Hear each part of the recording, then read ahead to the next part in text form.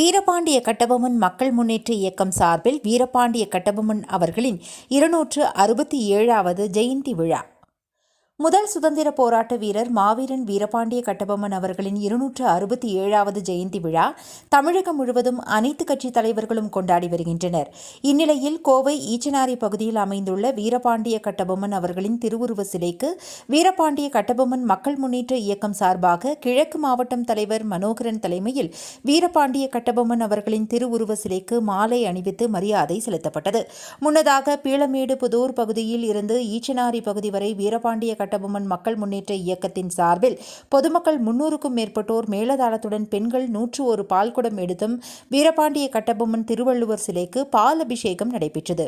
இந்நிகழ்வில் நிர்வாகிகள் வேல்முருகன், பாண்டியன், மூர்த்தி, குருசாமி, ஐயர் அப்பன், சக்திவேல், விஜி, ரத்னம், பொன்னு பாண்டி, செல்லத்துறை மற்றும் பொதுமக்கள் பலர் கலந்து கொண்டனர். மூர்த்தி, குருசாமி, ஐயர் அப்பன், சக்திவேல், விஜி, ரத்னம், பொன்னு பாண்டி, செல்லத்துறை மற்றும் பொதுமக்கள் பலர் கலந்து கொண்டனர்.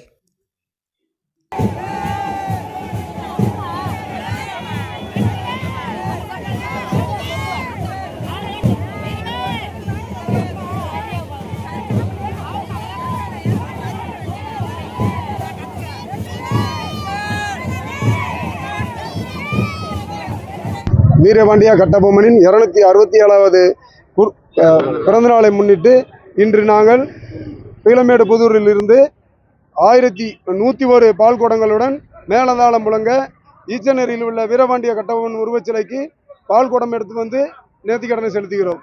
கட்டபொம்மன் பேரவை களத்தில் பயணிக்கும் இனிய சொந்தங்களுக்கு அனைவருக்கும் வணக்கம். நாங்கள் பீளமேடு புதூரிலிருந்து பால்குடம் எடுத்து வருகிறோம்.